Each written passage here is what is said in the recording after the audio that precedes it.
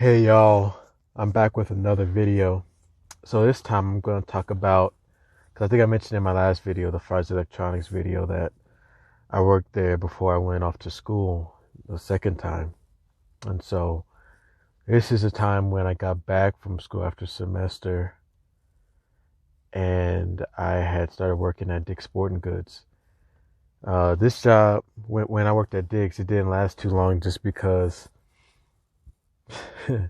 I was walking 7 miles one direction each way, not including however much I was walking when I was actually at work. Because my position when I was at Dick's was a backroom associate. So getting stuff off the truck and organizing it in the back room, sometimes taking it out to the floor, things like that. And then it didn't help that the store manager, because this was in my position was an overnight position, and so the store manager, I guess he would come in really early, like 4 or 5 in the morning, and he'd go over everything that we were supposed to do. Because not only did we have to do what I mentioned before, but we had to sweep and kind of do janitorial kind of work, sweep the floors, stuff like that.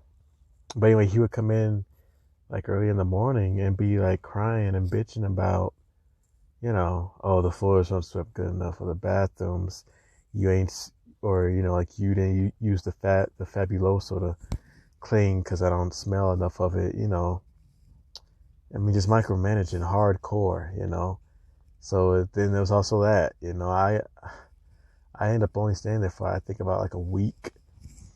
Because not only that is, because I'm working overnight, so that means I'm walking home. I still gotta walk 6, 7 miles home after I get off of work, working from 9 p.m. to like 5 a.m. or something like that, 5 or 6 a.m.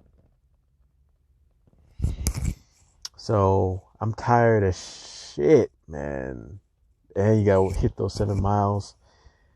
Hopefully, I was able to get sleep in the night, or not even in the night, but in the day, to wake up in the night, basically, to walk 7 miles to work.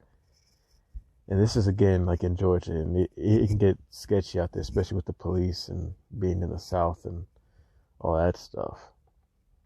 But I just remember my feet would start bothering me because sometimes it would rain, or like it rained a couple of times that week, and my socks had gotten a little wet, like in my shoes, but nothing that was like, okay, like, that I thought was going to be a big deal.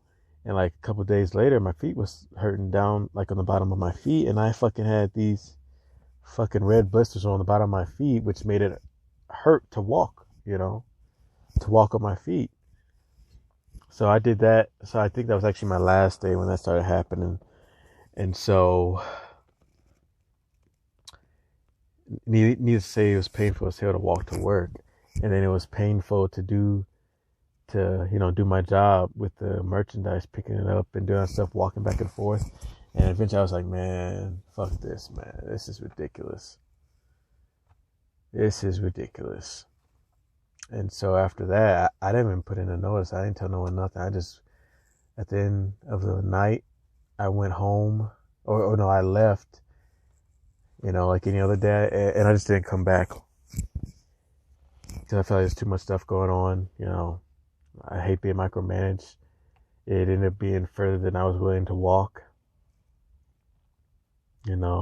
Oh, and I can't tell you, I mean, like, it wasn't a lot. It's probably more so like a couple of times where I fell asleep standing up, basically, and almost fell over a couple of times. So, I really hope Dick's Sporting Goods retail stores in general are a better working experience than what I had, because if that's typical, store managers being up your ass, micromanaging, then